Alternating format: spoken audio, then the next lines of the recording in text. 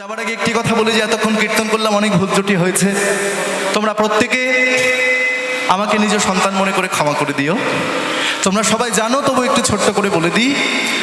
আমার কীর্তন শিক্ষাগুরু হচ্ছেন আমার বাবা, এখানে বসে আছেন, এবং তার পাশে বসে আছেন আমার মা জননী। করতালে রয়েছেন হরষিত দাস, ডান দিকে রয়েছেন হ্যাচারি দাস, বাদিকে রয়েছেন রাজু দাস, কিবোর্ডে রয়েছেন আমার জেঠুমণি মৃণাল সরকার, আর আমি হলাম তোমাদের ঘরের ছেলে গৌর গোপাল সরকার। আজকে তোমাদের আশীর্বাদে কলকাতা রবীন্দ্রভারতী ইউনিভার্সিটি থেকে আমি কীর্তন নিয়ে পড়াশোনা করার সুযোগ পেয়েছি। সেখানে কীর্তনে আমি মাস্টার্স করেছি, কীর্তনে MA করেছি, এবং তোমাদের আশীর্বাদে রবীন্দ্রভারতী ইউনিভার্সিটির মধ্যে কীর্তন ডিপার্টমেন্টে কীর্তনে আমি ফার্স্ট হয়েছি। রাজ্যপাল আমাকে পুরস্কৃত করেছে। এটা আমার অহংকার নয়, এটা তোমাদের মতো ভক্তদের আশীর্বাদ। কিছুদিন আগে আমি লন্ডন গিয়েছিলাম কীর্তন করতে। এখানে যারা আমার ফেসবুকে আছো তোমরা দেখেছো যে লন্ডনের মাটিতে গিয়ে আমি কীর্তন গিয়ে এসেছি। সেখানে আমি 1.5 মাস ছিলাম। কলকাতা থেকে 14 ঘন্টা প্লেনে করে, কলকাতা থেকে দুবাই, দুবাই থেকে লন্ডন, 14 ঘন্টা প্লেন জার্নি করে আমি লন্ডনে গিয়েছিলাম কীর্তন করতে।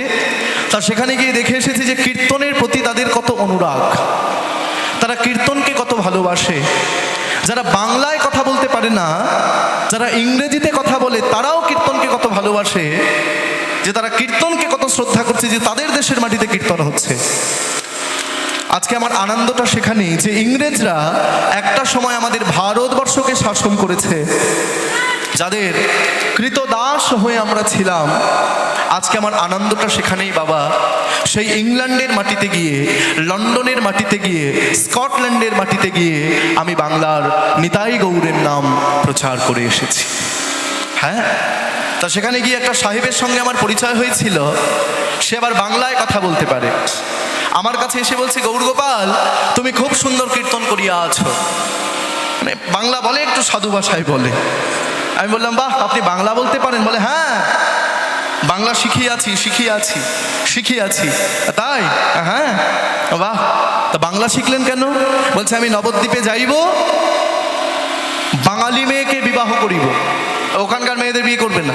ও শুনেছে যে বাঙালি মেয়েরা নাকি খুব ভালো হয়। বাঙালি মেয়েকে বিবাহ করিব, আমার সঙ্গে ভজন করিবে। আমি মনে মনে বলছি, বিবাহ করো, ভজন করিবে? বিবাহ করিয়া দেখো বাপের নাম ভুলিয়া যাইবে। বিবাহ মানে কি জানো? বিবাহ মানে কি বলবো? রাগ করবে না তো, বলে দিচ্ছি। বি মানে বিপদ, বা মানে বাড়ানো, আর হ মানে হলো। বিপদ বাড়ানো হলো। ছেলের বাড়ি ভাবে আমার বৌমা যেন ভালো হয়, মেয়ের বাড়ি ভাবে আমার জামাই যেন ভালো হয়, আর পাড়া প্রতিবেশী ভাবে জামাই মেয়ে যেমন হয় হোক, আমাদের খাওয়া যেন ভালো হয়। নিতাই গৌর হরি বল। তা আজকে ভগবান রাসলীলা করছেন গোপীদেরকে সঙ্গে করে নিয়ে। কিন্তু কি হলো মায়েরা, আজকে গোপীরা বলছেন, মানে রাধারানী বলছেন, শ্যাম সুন্দর নাচো নাচো, আজকে তুমি যদি নাচতে পারো, ও হে বধূ, পরাণ বধূ, তুমি কঙ্কনের তালে নাচো।